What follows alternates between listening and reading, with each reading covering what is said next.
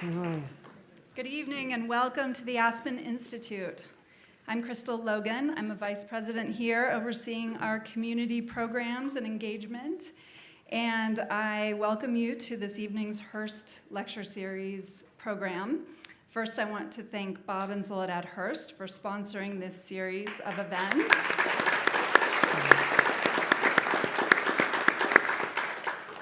Thanks to our Society of Fellows members whose support also allows us to do events like this year-round. And thanks to all of you for attending this evening for this special event. We're thrilled to have our president and CEO, Dan Porterfield, as our moderator this evening. In his 6 years leading this fine organization, he has made several really positive impacts on our important work. So we're delighted to have you here, Dan. And now I'm honored to introduce our very special guest this evening. Kathy Hochul is the 57th governor of New York and the only woman to hold the office in history.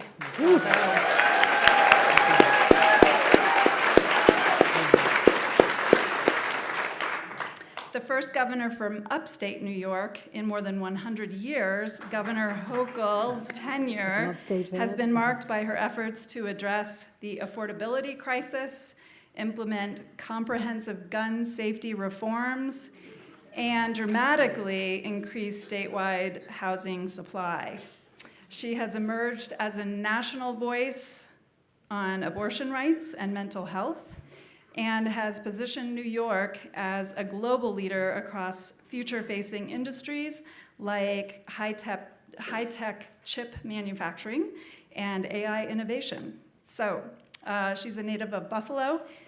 She's dedicated her life to public service and to cheering for the Buffalo Bills. And now please join me in welcoming the governor of New York, Kathy Hochul. Thank you. Thank you.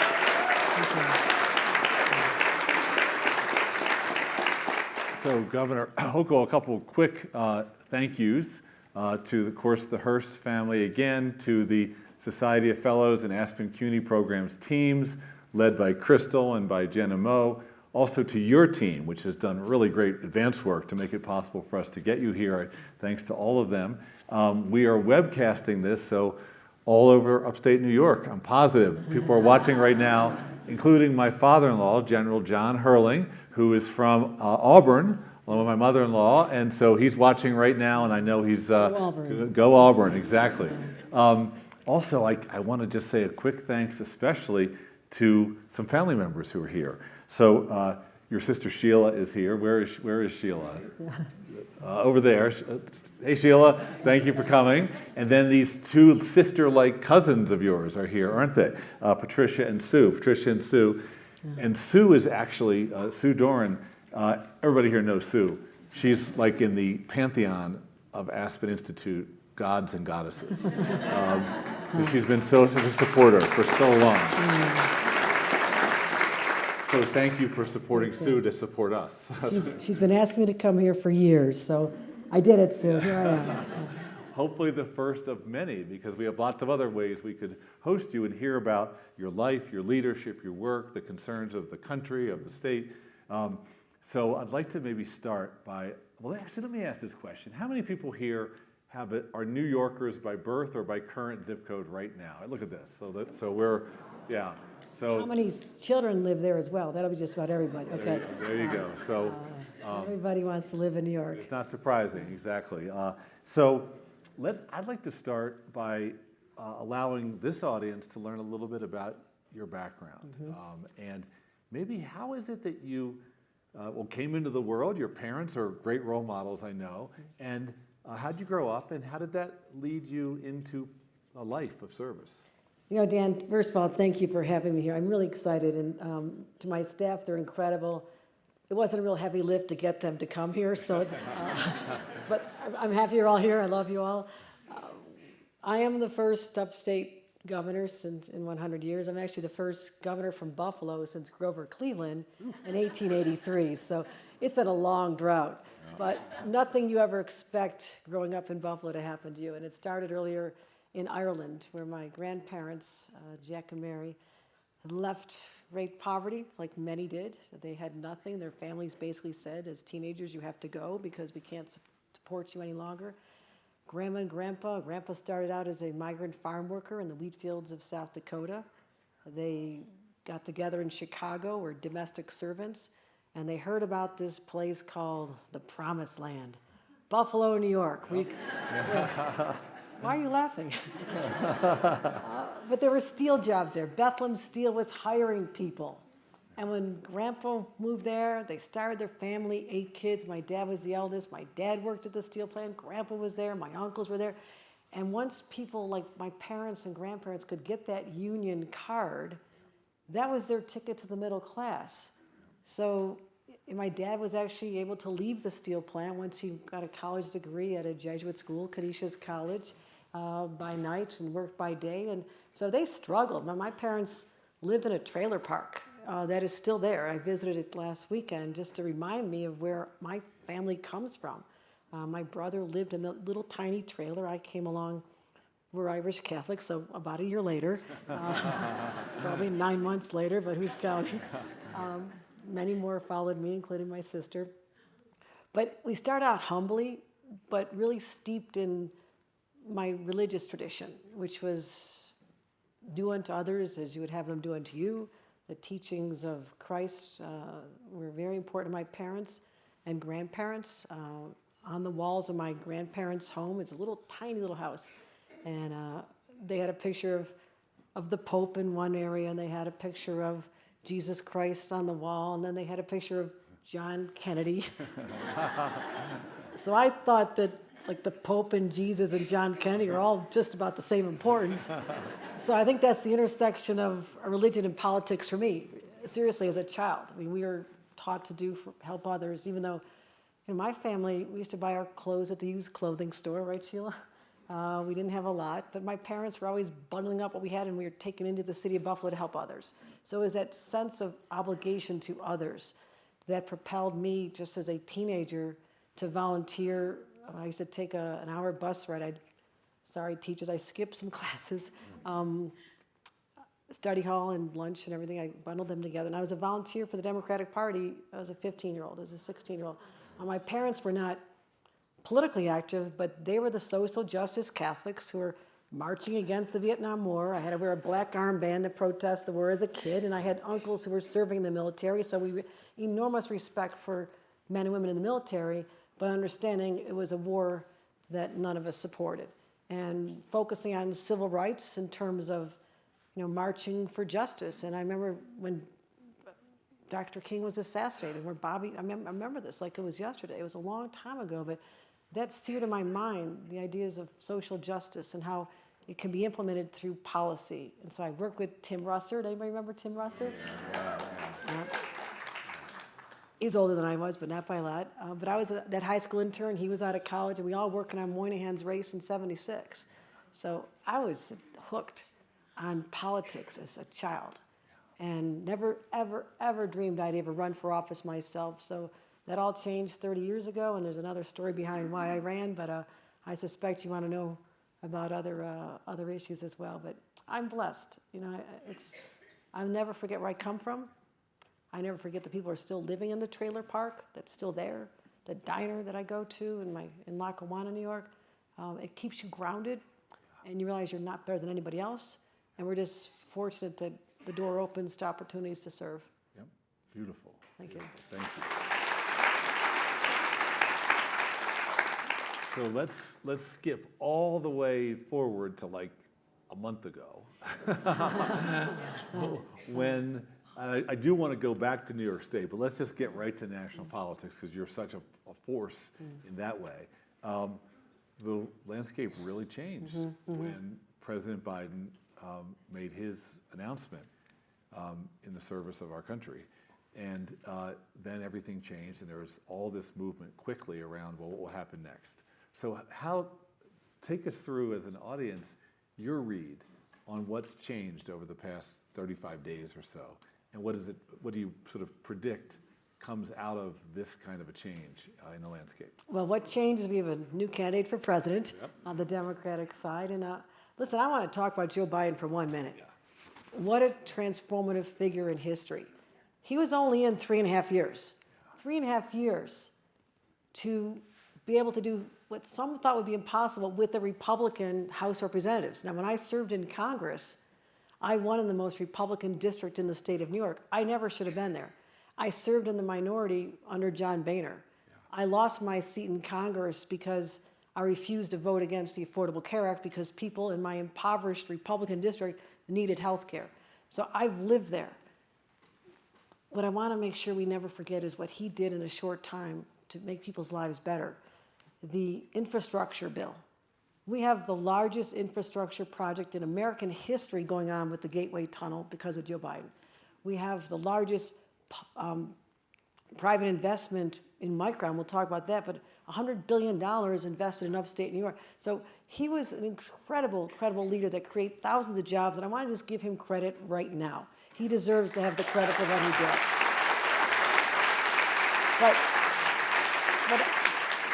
But Kamala Harris, I know a little bit about being number 2. I was lieutenant governor, number 2 in New York for 8 years. Don't underestimate what her knowledge base, the depth of her experience, the relationships she's built all over the country when no one's watching and around the world. That is priceless. For her to be able to be in the position now, to be our candidate and our future president, we are so fortunate, and we give credit to Joe Biden for seeing the talent in her that was there. She's an exceptional individual, and I feel that she's been liberated now. You see this joy and excitement and energy that's contagious. So Democrats who were just kind of in this space before, like, okay, well, I need a little more excitement. Like, first of all, we shouldn't have to be inspired to go vote. We should just vote, right? You shouldn't have to have someone that gets you all excited to vote. Just vote for Democrats. But she's brought something to the party which is so important, which is a passion. And we're excited to see who she's going to select as vice president. A little more drama excited, drum roll. I have relationships with all the Democratic governors. They're extraordinary, and I'm so glad to see that people are seeing the depth of the bench we have. Men and women. I'm telling you, for the next multiple elections, we are going to have the deepest bench, the most talented people, because a governor, and I can't say I'm biased toward a governor or senator. I was in the Congress, so I'm biased toward that as well. But a governor has to govern. I mean, you can't just say, I'll vote on that someday. You're dealing with crises. When I'm pulling up here today, I find out there's 2 police officers shot in the city of New York. I have to respond. I was traveling the other day, I found out tornadoes touched down in Rome, upstate New York, damage all over. I traveled up there. I have to deal with all the crises, everything that happens. So I know that governors can handle anything. So we'll see who she picks. It's going to be exciting.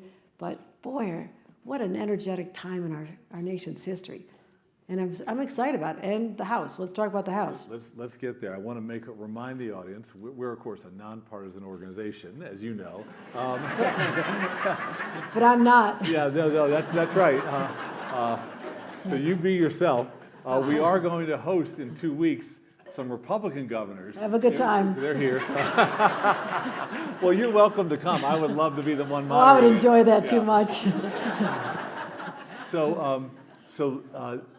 What do you think's going to play out over the next 100 days? I want to get back to New York State in a second, but before that, at the national level, what do you think's going to happen? Is there going to be chaos and combat? No. The election comes down to a contrast, an extraordinary contrast.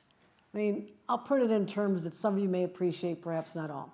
I mean, we have a prosecutor against a convicted felon, for example. I mean, that's an extreme contrast, right? You have someone who has fought for women's rights, fights for women, and someone who abuses women, right? So that's quite a contrast. You have someone who has upheld the principles of democracy throughout her career against someone who has attacked democracy and inspired people to literally attack our nation's capital.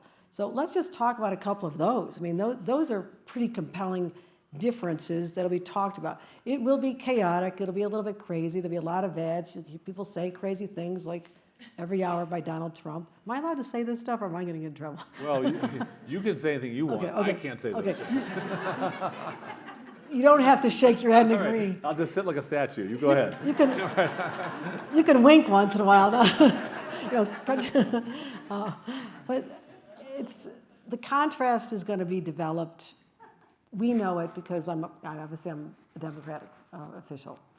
But the voters will see it as the TV ads play out. Yeah. So we haven't even seen really the depth of all the, well, you're going to be bombarded, especially in our battleground states, the ones that are up for grabs now. And I think that's going to be extraordinary. I do hope there's a debate. I hope that Donald Trump agrees to debate because he's a little waffling on that right now. But if it turns out that she's given a 2-hour opportunity to sit on a stage by herself and say whatever she wants, I suspect she'll show up. Right, that's usually pretty motivating. So I think it's going to be, I mean, I love this. I've been doing this my entire life. It's a fascinating process to elect our president, but I think there's going to be more people interested, tuning in, engaging in the political process because we've had apathy in our country. Apathy is what gets you to where we are today and where we got in 2016. People need to start caring again about their country and its future, not just for themselves, but their kids and their kids. This is what's on the line. So let's talk about the House of Representatives, the congressional elections, where New York is a real battleground state. And I think the House is up for grabs probably. And are you playing a role in that? And do you have any hopes for how the Democrats in New York State approach the election? I'm playing an enormous role, and here's why. The path for Hakeem Jeffries to become the next Speaker of the House of Representatives goes right through New York, Long Island, up the Hudson Valley, slide over to Syracuse. Those are our 6 seats where if we can win them, we can win the majority of them. We've got it won, plus California. Anybody from California here? All right, you've got some work to do too. We need to pick up a few more seats in California, but we have the path. The path is crystal clear. And what I'm so excited about is the energy that I'm seeing in New York State. Now, those of you who think that New York is a bright blue, forever blue state, I got a news flash for you, okay? I have the most Republican district in the state of New York. Donald Trump won my district by about 20 points, and that's a lot of upstate. Look at Long Island. Long Island has changed dramatically. We have Republican county executives on Long Island. The Hudson Valley's up for grabs. So don't take for granted, those of you, it's not all Manhattan and Brooklyn. I just want to be really clear. And I know that upstate area because that's me. I know how to win in those areas. It's about showing up at the diners and the farms and the VFW posts and talking about issues that affect seniors and families and just try to be moderate. Yeah. And so we have I'm raising money into the state party. I've opened 35 battleground offices. I've hired over 100 people, and I'm just getting started. So I'm using the state party as the vehicle to make sure that we are victorious. This is a lot of effort on my part. Governors don't usually do this. They don't usually pay attention unless they're on the ballot. And I'm not on the ballot, but democracy's on the ballot. You don't have to comment. So in some ways, there's this, I don't want to call it a tension, but it's like there's 2 parts of your brain because you're the governor for everybody. Mm-hmm. And we're in election season, so you're a Democrat. But you said be moderate in that last answer. And I think that's so interesting because within the Democratic Party, there's not one perspective, there's multiple. And do you have any thoughts about that, the sort of left-oriented part of the party, the more centrist-oriented part? And is it possible for those 2 parts to work together? Yes, it is. And it must. Yeah. And I also believe we'll be pulling in independents. Yeah. And I believe we'll pull in a certain share of Republican women. I mean, there used to be something called a Rockefeller Republican in the state of New York, governor for 16 years. How do you get elected as a governor in the state of New York for 16 years? Because you're in the middle, you're more moderate. He was very progressive on environmental issues, for example. And so there's a path. I don't write off anybody. I want to be clear about that. I represent every single person who proudly bears the name of a New Yorker. And again, I got elected by a majority of Republicans, or I would never have made my way to Congress. I did that by talking about Medicare, Social Security, health care that affects. So there is a path to do it. So I don't want to ever separate anyone from this coalition that I believe is focused on the future that'll end up voting a majority for our congressional races and clearly for President Harris, soon to be President Harris. But I am a moderate. And I also believe that the majority of New Yorkers are moderate. Now, what does that mean? I want safe streets. Public safety is important. Subway has to be safe. We support creating jobs in infrastructure and in technology and workforce development programs and investing in education, because we now have tuition assistance for part-time students that opened up the door for thousands of people. These to me are just moderate American positions, and they really can't be labeled, but we're not extreme. I'm not extreme. I believe that there's ideas from the far left that I will entertain and process and listen to, but all I know is I don't want to drive businesses out of my state. I want to welcome them. I want people who are successful to feel welcome. This is their state, and not drive people away because they think our policies are too far to the left. Yeah, thank you. So let's turn to the state a bit and cover a sweep of issues. And the first one I would like to ask you about has to do with families. Your reputation and your record has been to really be thinking about needs through the lens of family. I think you gave us an insight into that with your opening answer. And is that right? And then why is an emphasis on family important for public figures who are trying to pull people together around policies that will make a difference? Because it transcends politics, number one. Yeah.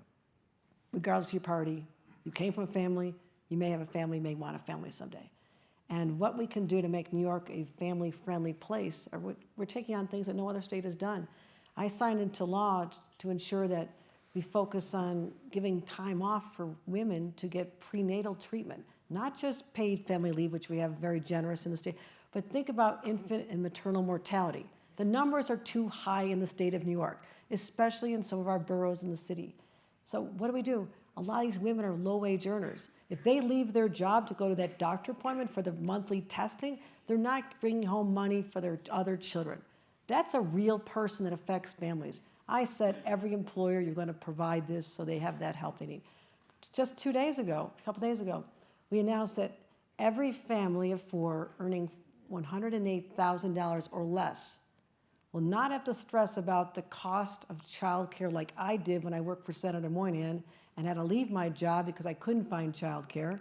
I had to leave. There was nothing available to me. And also, right now it's $350 for childcare. A family of four, $108,000, it's $15 a week. It's all you're going to pay is $15 a week. Moms can get back to work in the state of New York. So those are just two examples about taking care of our kids, and then I worry about the mental health of our kids. And that's a whole nother topic of what I've seen happen to our young people and why we're focusing on social media legislation. I want to follow up on that. We were so fortunate to have the U.S. Surgeon General, Vivek Murthy, here during Ideas Festival. And he came out with the idea that there should be a warning label on some social media products. I know you've been thinking about that a lot, and is there some way to put more power in the hands of parents and other caring adults to help steer their children through these difficult times? Say a little more about how you've been thinking about social media and the mental health crisis. Well, I've been doing more than thinking about it. We've got legislation passed that no other state has accomplished, and let me talk about that. When I first became governor in the end of 2021, the pandemic was still, it was still very much in existence in New York State. We had Omicron. We had a lot of people still isolated. We had young people working from home. I started doing a tour around the state to talk to young people about mental health. What were they feeling? What was going on in my throat? It's a little sore here. Might be the altitude. I'm not used to this. I was doing roundtables with teenagers and saying, we're just coming through the pandemic. How are you feeling? You doing all right? And the answers I were getting were stunning to me. While adults had moved on from the pandemic, last year, this year, the year before, young people have not. I mean, this was a significant percentage of their young lives, whether you were a 6th grader or a 12th grader. You lost all those connections to your kids, students, teachers, your support system. And a lot of young people turned to social media, right? That was the substitute for human connection. And what happened at the same time, social media companies figure out they could have addictive algorithm feeds bombarding your kids based on information they collected from them. And they sell this information, by the way. They're selling information about your children to the other customers. So we stopped that. I said, I've heard enough from these young people. They just need our help. And I've also talked about banning cell phones from schools to make sure that we can say, you're there to learn, not there to talk to friends all day, and actually stop looking down during lunch and classes and study hall and look in the eyes of someone else. I want to have fully functioning adults emerge from education. So the legislation I just signed into law says that companies are not allowed to bombard young people with these addictive algorithms. Parents can turn it off, as well as not able to sell it. So no one else has done that. Obviously, we're getting criticized by a lot of people. We're a pro-tech state, but I also said, I know that the CEOs of these companies would not let their kids do what's happening to our kids right now. And let's just admit that right now and solve this problem together.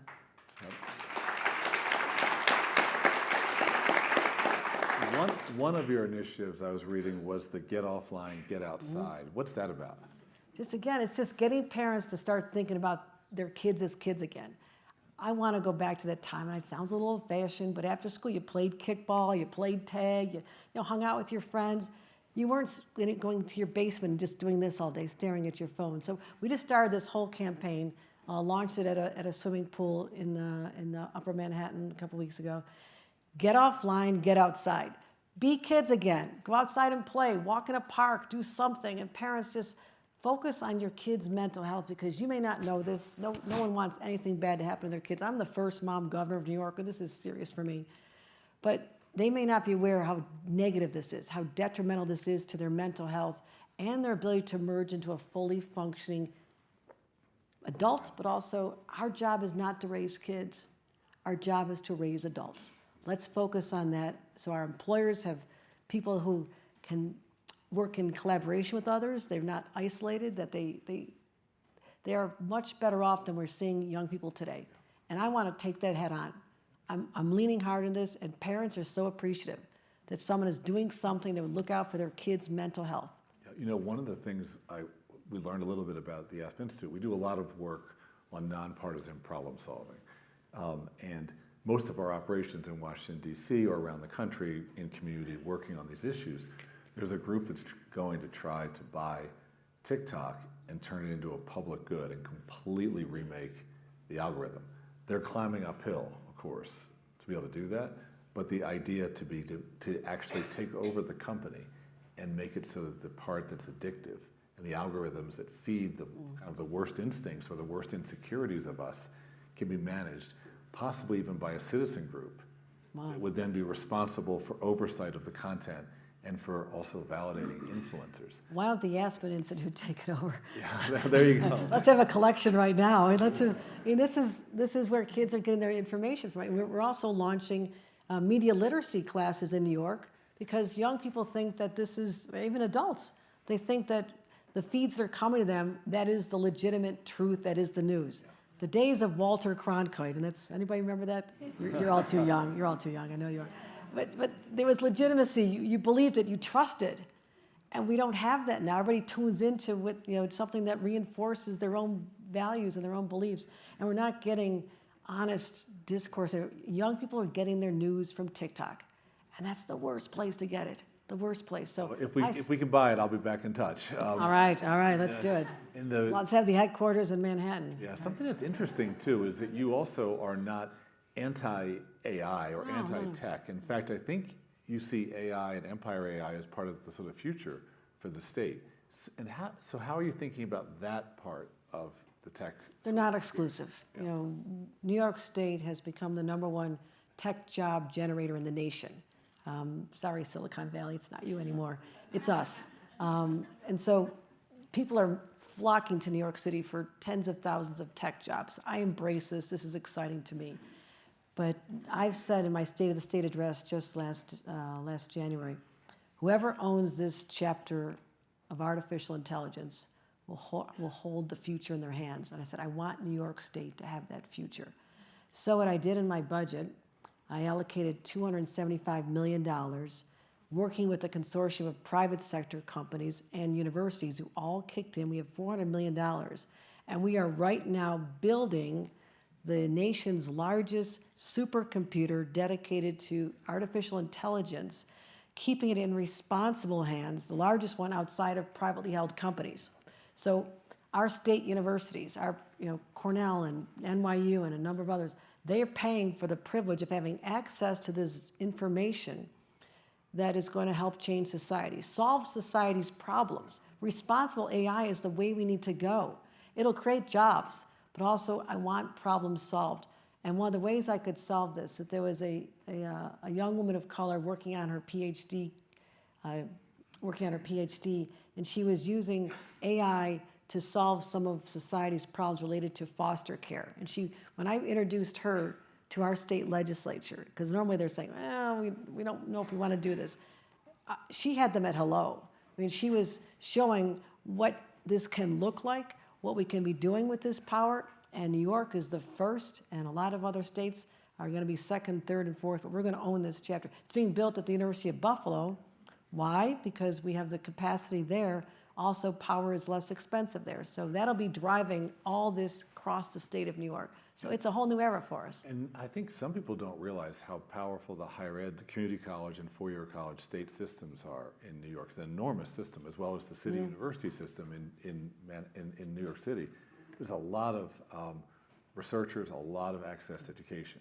You don't see AI as putting people out of work. You see it as creating new jobs that people will then retrain themselves to hold? We will find the path. I mean, think about all the emerging technologies throughout our history. You go back to the manufacture of the buggy whip. We've had to make changes, and we adapt. And what you do now is you identify the perhaps at-risk industries and businesses and start seeing either how AI can support them or start transitioning, like when Bethlehem Steel Plant closed down and we lost 20,000 jobs in Buffalo, went overseas. No one had anything at the time, but then you had to retrain the workers into other fields. So now we're doing more advanced manufacturing in a place like Buffalo, a place like Syracuse, which again had legacy industries, had Carrier Corporation, air conditioning, GE. They're all gone, or just a shadow of their former selves. That's going to be the home of the largest manufacturer of semiconductors in our country. Micron is coming to Syracuse. There's a whole story behind that. So let's get to that. Because you're the one that need to make the case for that investment to be made. And so who were you making the case to, and what was your case? Well, first of all, President Biden and Chuck Schumer, Majority Leader Chuck Schumer, worked on getting the legislation through for the CHIPS and Science Act. So they had to create an incentive that companies would say, it's more worth my while, it's more advantageous to either bring the businesses home from mostly South Asia or to expand here in the States. So that gave the United States an advantage, number one. But what gives New York State an advantage? Because companies like a Micron that was looking to expand, they could go anywhere. They were being heavily recruited by other states. So I had to go to my legislature and say, this is what's on the line. I need $10 billion to have on the table, not just for one company, but available, that we would pay out for every job that's created, after jobs are created. So you don't give the money on the front end and hope it works out. You say, after you've created the jobs, we'll give you this tax incentive. But it was more than just that. The CEO of Micron came to Syracuse. It was January. I was a brand new governor. Snowstorm. My staff was trying to discourage me from getting on a tiny plane to fly there and meet him. I went anyhow because I'm used to snow. I can handle it. And I was supposed to meet him for about 15 minutes, maybe half an hour. It ended up being a 3-hour dinner. And I was able to sell him on everything from the work ethic of New Yorkers, how there's this legacy of people going to a business and staying there their entire lives, like upstate manufacturing. I also talked about how we have the most talented workforce because we have such higher education institutions. We had everything from Cornell and Syracuse University, University of Buffalo. We had all of them available. They said we would need 9,000 engineers. I said, sure, no problem. I need some more engineers. So any engineers want to? So I promised that. But I also just talked about the quality of life in upstate. I said it's as simple. I mean, if someone has a 20-minute commute, they won't do it. I mean, we're building houses. It's simple.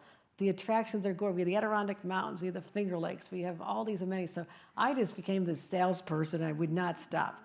And when it got complicated, the cost was going to be higher here because we use unionized labor.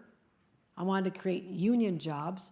I asked the head of the labor union, I said, would you like to have your workers working for the next 20 years? It's a 20-year project to build out this 4 fabs for manufacturing, or do you want them to leave? You need to give a little bit. You need to compromise. And they got the job done. So they're constructing it right now. And one of the first things we talked about, though, is how they have to give back to the community. And this is what I'm doing, is we create incentives for businesses. We need to have you find local workers. They started recruiting people to work at Micron in the inner city, some of the underserved neighborhoods, the areas where kids have no role models of anybody working, maybe not even going to college. They started recruiting there. They're already training them. We changed the curriculum of the schools in the 9 counties to focus on STEM earlier. And so the workforce in that area will have an advantage to get those jobs. I said, you need to have childcare.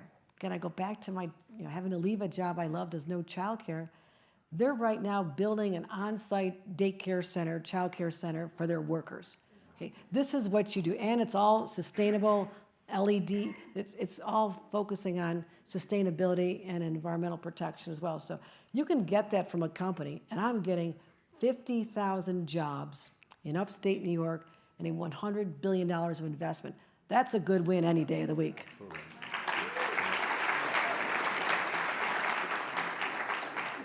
So I feel like this is like deeply competitive moment when you did this, and it took obviously a tremendous amount. Did you have any in-state sort of issues to negotiate, and did you perceive yourself competing directly against another state? Oh, yeah. Right, so that was... I'm very competitive, whether it's football or businesses. No, I don't lose. Yeah, in-state, yeah. Well, obviously, nobody else got a $100 billion deal. No, but no. And of course, jobs, but also national security. There's so many things bound up in this. Did you have to talk people besides the unions into it in New York State, or were people like, go governor, go? No, they're saying, if you come from upstate New York like I do, you feel that you've been often neglected because the focus was on the epicenter of the state, which is New York City, right? We love New York City. It's the powerhouse. It's an economic driver. But there's a lot of places, half the population does not live in the New York City metropolitan area. And I knew this sense of disbelief because we've been promised before. Things got bad in the 70s and 80s and 90s, and it never fully came back. So people just had to believe again. And the psychology of this community, Syracuse particularly, you go to Syracuse, people smile. They have a little more of a lift in their step. They believe in themselves again because this huge company validated that they're a place that matters. Yeah. That's why I get so excited about bringing businesses to the state of New York. I can sell them. I can sell them on this. I'll give them what they need. I'll make it worth their while. But the communities are starting to say, you know what? We are important. 50,000 jobs, whether they're tech jobs, whether they're construction jobs, it's a game changer. It is, and the supply chain opportunities. Then I had to get on the phone and start calling companies around the world to recruit them to be in New York State to create the supply chain pipeline. And I did that as well. We had one company out of England. I remember calling them. They've invested $600 million in Batavia. Who knows where Batavia is? Thank you.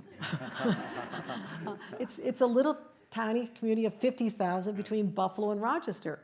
They're now going to be home to this company. So that's the potential. The only thing I have to do now, I have to build more housing.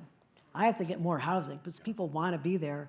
And this is an area that I took on as governor that people didn't touch for 50 years because this is a contentious one. This is the third rail telling communities they need to build more housing. But we will fall behind if we don't build more housing, and I don't mind leaning hard into that. So I want to ask you about, sort of, in the spirit of all politics is local, a couple of those harder issues. And I'll just say them, and you can address them any way you want. One is housing, the second is public safety, and the third is the congestion pricing. I don't know what order to address them in, but they're all intense issues. Yeah, no, they're intense. They're intense. I put out an ambitious housing plan 2 years ago. People weren't ready for it, but I started the conversation. The New York Times even said that I'm the first governor in 50 years to take on housing, but it's contentious. Yeah. People don't want to build. There's a strong sense of NIMBY, like, oh, that sounds good over there. People are terribly afraid of multifamily housing. Oh my gosh, people might move into my community. Yeah, that's the whole idea. We want people to have a place. We want your kids to be able to have a home in the neighborhoods they grew up in. We want senior citizens to be able to have a place to downsize to. We want our police and firefighters and teachers to be able to afford to live in the communities where they work. And that's not what's been happening. We didn't have the ambition to be aggressive about building more housing.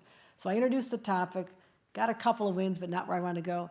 And a lot of people said, well, Hochul's done with that one, except I brought it back. Yeah. And we won this time. I mean, this past session, I structured one of the most complicated deals I've ever done. Micron was easy compared to this housing deal. But we had to focus on New York City, working with the mayor to overcome the barriers. Why there's such a problem even converting empty office space into housing. I mean, think about the potential in Midtown when buildings aren't filled up again because people are working remotely or partially working remotely. So we took it on, we won. It's going to take a little while to see the results, but at least something happened. And so that's another one of those issues that people walk away from because they're tough, but I somehow lean into them, and we're successful over time. We need a little bit of time. In this audience, there's a huge concern about affordable housing here. And we're going to learn from you, I hope, and learn from Denver and a few other places. But we actually have momentum here, too, to start to create new housing so that teachers and firefighters Workforce housing. nonprofit people can afford to live here. That's right, that's right. It can't be an exclusive enclave because you want to have, I mean, I'm not referring here, I'm just talking about anywhere in the country, because you want that diversity. You also want, this is where your workers live. You know, we have beautiful places for hospitality. I mean, the Adirondacks are gorgeous, but no one can afford to live up there who's going to work in the hotels, in the restaurants, so they've had to shut down some of them. That is sad. I have 460,000 open jobs in the state of New York. I just need more housing to catch up with that. The second one was crime. Yep. Crime was going off the charts. I was watching the data when I became governor. It was going way up, way, way up.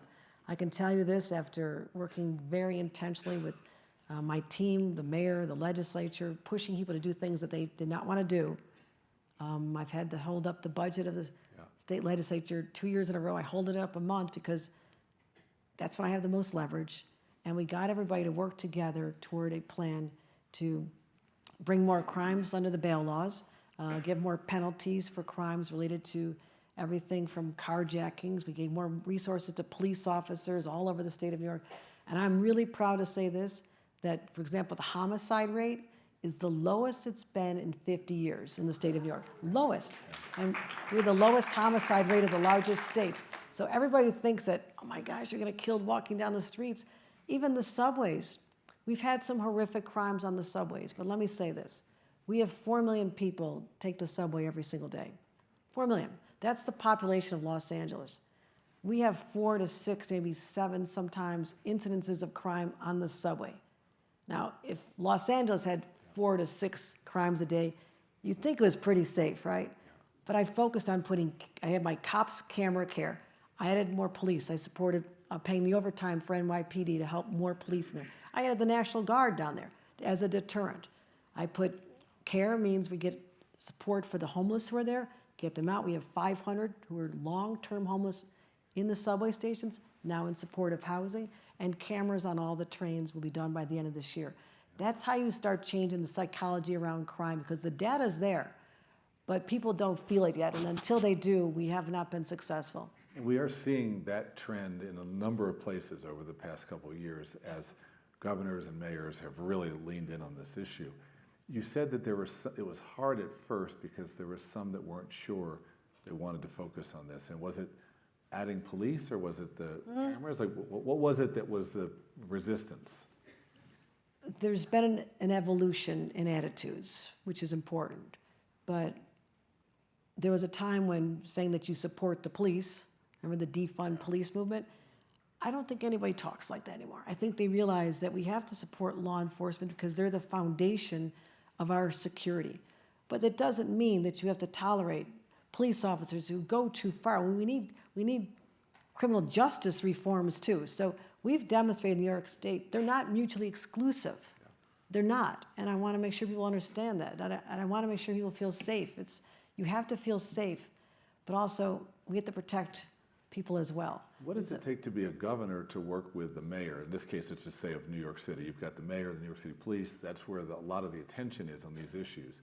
So do you create like a standing way of working together, or is it task forces, or is it like intensive moments together where you say we've got to team up here and do better? This is unprecedented. Let me just say, any New Yorkers know the history is governors and mayors. It's like this, right? I mean, we usually have tightened egos and everybody's trying to fight for the press, or the mayor's going to do a press conference at 10, I'm going to do mine at 9:30. It's like, it's always been about getting the credit, I think. Whatever. I represent New York City residents just like the mayor does. I care about them the way the mayor does. And right from the get-go, as I became governor, I said, I'm going to govern differently. I'll be successful. I'll be even more successful. But I don't have to have hand-to-hand combat just to get me in the headlines that I'm at war with somebody. And so I'll pick my fights. I know how to win. But you don't see a lot of that. I work with the legislature. We get things done. We don't need to be at war. But the mayor is a unique individual. The mayor and I are philosophically aligned on many issues. Public safety, making sure our subways are safe. A lot of issues, like yesterday we did a press conference together. Shared the credit for the fact that there's now 1,000 fewer illegal cannabis shops in the streets of New York because the mayor and I worked together on this. We're working on the migrant crisis together. Look how much better New York City is when you have a governor who gives the resources to support, stands next to you, and gets it done. So I hope we have a new era of collaboration that wasn't there before. It's unusual. People are still wondering when the honeymoon's going to be over. I'll be married 40 years this summer. I like long honeymoons, so this one's going to last. The mayor and I will keep working together. Well, and that is, I think everybody who follows it knows that your respective predecessors did not seem to work that well together, and it's quite a credit to both of you. What about the congestion pricing issue? Here's what happened. Congestion pricing had been written into law back in 2019. I want to point out a few things have changed. First of all, no one talked about cost of living back then. Inflation was not a factor for families. It wasn't. We have high inflation now. People in the city of New York, many of them, are struggling, and the cost of $15 starting right out of the block to be able to drive into the city or come in from the suburbs to New York City, that's almost $4,000 a year if you work 5 days a week. So our firefighters, our police officers, our teachers, our hospital workers, as the date got closer of implementing this June 30th, the anxiety level started getting higher. I'm watching the data. I'm seeing inflation still high. I'm looking at the fact that remote work was not even an option when it was first entertained. People now, we're trying to get them to come back to the city. They may just say, you know what, employer, unless you're going to pay me $4,000 more a year, $3,800, I'm not coming in. So it was not the right price at the right time at this moment. I really believe that, but I didn't end it. I paused it because I do believe in it. I want to focus on congestion in the city, and we'll get that done. I want to continue funding the MTA. And I'm the person who 1 year ago bailed out the MTA when it was going over the fiscal cliff. So you cannot question my commitment to the MTA today, but also into the future. Major projects like the 2nd Avenue subway, I just allocated $54 million to keep that on track. I said, give us a little breathing room. Let New Yorkers and people coming into New York, especially from the suburbs, know that someone's listening to them. And that's kind of rare these days. I mean, I took that on. People are questioning it. I'm okay with that. I get questioned all the time. But I really believe to my core that $15 right now is too much to start. London, which everyone uses as their role model, started at £5 and over many years worked up to 15 pounds. They excluded their theater district. I'll tell you, Broadway and Times Square and the businesses in the city are scared to death of this, that people will see this and say, I'm not coming in. I'm going to spend my entertainment dollars. I could not do anything that would hurt the recovery at this time and hurt working New Yorkers who are struggling anymore, and that's why there's a temporary pause. This is what governors get elected to do, to make the extremely difficult decisions and with the trade-offs. You use the word pause. Do you have a sense of when it might unpause? And I realize you aren't going to make news in this interview, but people are probably wondering. No, I needed to do something at that moment. I'm working with the MTA. And the other thing with the MTA is they're about to show me their next 5-year capital plan. This was to finish, just people don't think we're investing in the MTA. We had a $55 million billion plan, $34 billion's already been spent. This was to fund the rest of it. And now there's another one, which is going to be even higher, that we'll find the funding sources for. We will have to do this. It is the lifeline of New York City and the whole downstate area. It is essential to our existence to have a fully functioning Long Island Railroad, Metro North, and the subway, as well as the buses. I will continue to make that happen. So pause is a pause until I say it's not a pause, and we're working on it. I'm working with a lot of people on that. I'm not being facetious, but we need some more time to structure. The legislature has to come back and find another source of funding for at least partially. So we've got to work all that out, but the legislature is an important partner, and I've been having conversation with the leaders as well. So we've covered a lot of topics. We sure have. Thank you for letting me have free reign here, from housing to transportation to national politics to family to your own story. How about if we open it up here now, and we'll look to see if we can get a couple questions from the floor for the governor. And the lights are in my eyes, so if I look like I'm squinting, I see a reddish dress in the front right there. Hello, Governor Hochul. I'm Laura Lauder. We just got a place in New York, so we're. Thank you. The reason why is because we have a grandchild there, so that's the most important reason. My question to you is about public sector unions. So I know that your family members were in private sector, that you supported, that Micron had private sector unions, but public sector unions can decimate budgets of cities to the point where cities go bankrupt. So unfunded pension liabilities can be decimating for cities, and many in California have gone bankrupt. And I'm curious how you as governor have handled, like Gina Raimundo in Rhode Island, she stood up to the public sector unions to ensure that contracts were negotiated in ways that the cities and ultimately the state could afford. And I'm curious how you look at that issue. We negotiate our public sector union contracts in a way that is fair. You also have to look at the fact that we are having an incredibly difficult time recruiting people to go into those jobs. When I was starting out in politics and at a town board level, I hired a lot of people who were members of civil service unions.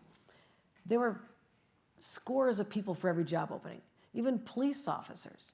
We had so many people want to be police officers. Today, it's hard to find people who want to go into those jobs. It truly is difficult, and we have a huge shortage. I'm short about 8,000 workers in the state of New York. I want to fill those jobs. That's what serves the public. So we have to strike the right balance and give people the wages that'll want to have them work for us and manage pensions, et cetera. I agree with that. But we also want to make sure that we have the work getting done. So I will continue focusing on that, understanding, my job is we are not raising taxes, high net worth people. That was one of the big objectives of our, legislative priority early on. I said, no, we're not doing that. I don't want to do anything to drive people out of our state. I want them to be welcome here. So we'll always find the right balance, but I need the work of those individuals as well. I saw some hands right in the back, so Ari's he's actually going to pick, because I see so many hands that I don't think you can tell who I'm pointing to.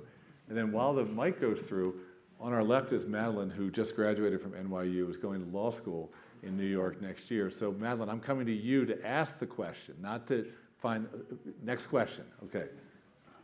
Okay, thank you. I'm going to stand up if you don't mind. I'm a state legislator in Maine.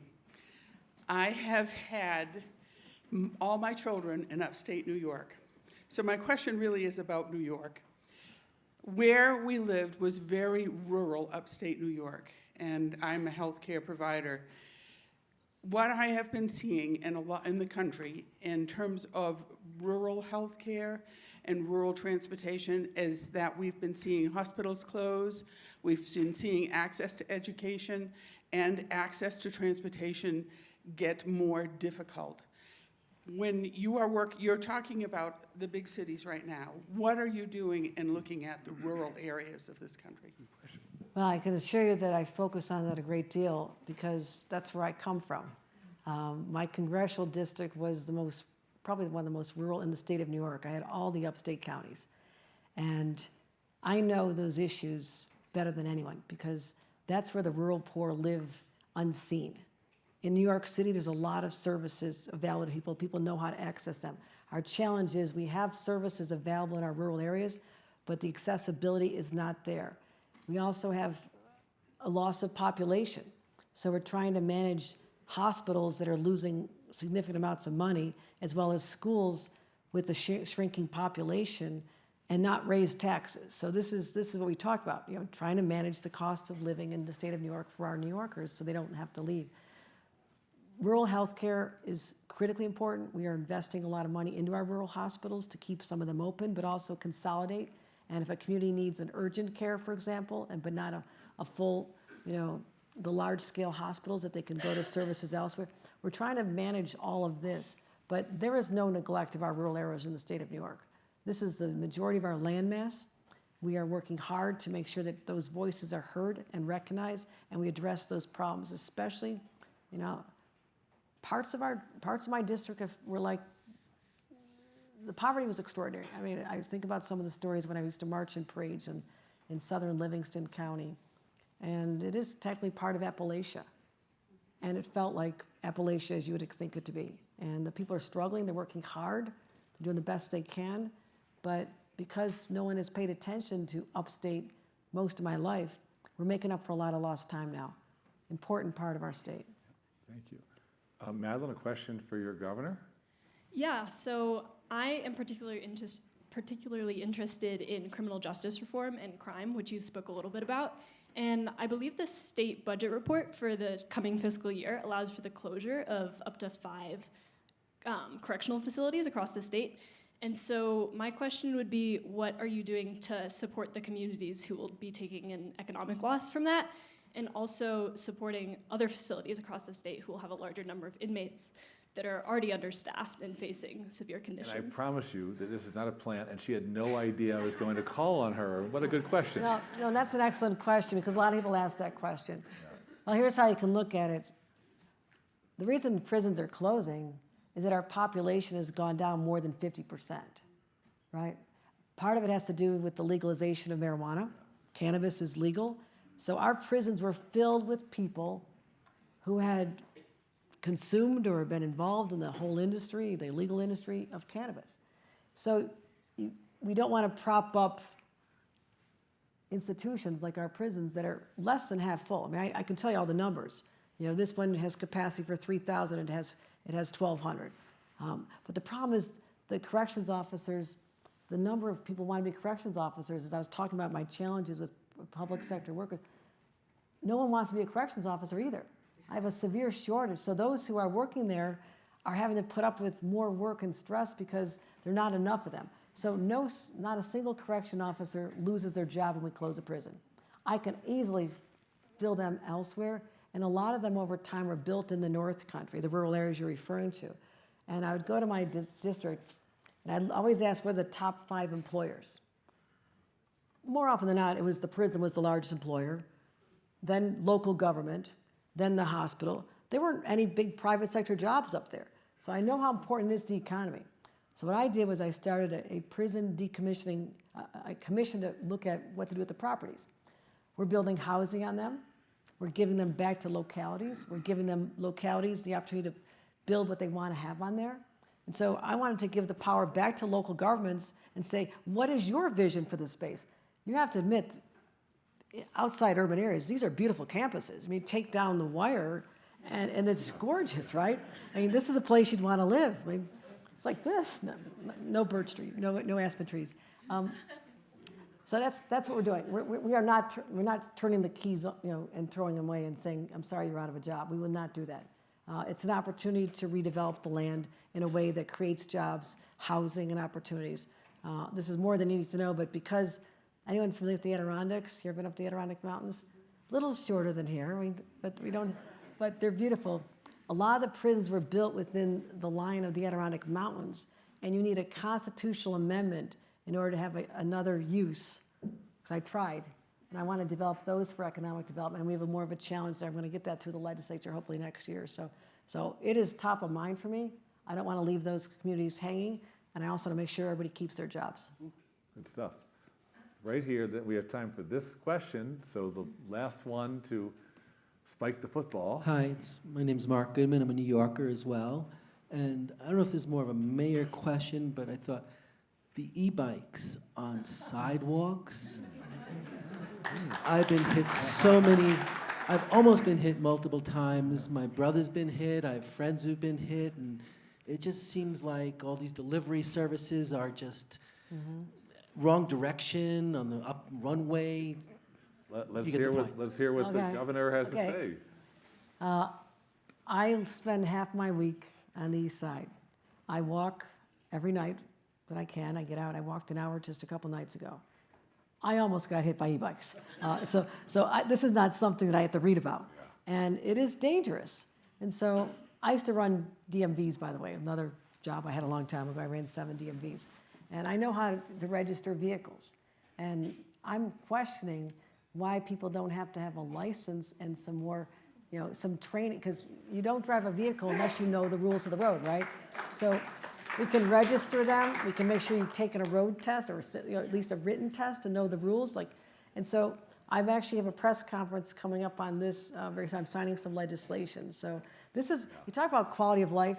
Governors focus on quality of life. It's public safety, it's affordability, it's also those issues that drive people nuts. And if you can just solve some of them, people feel better about their community. So believe it or not, that's on the governor's list as well. So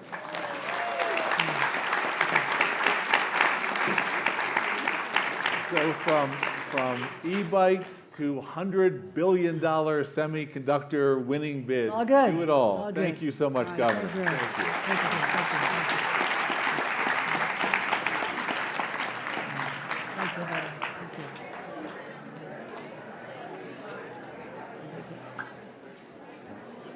You don't have to take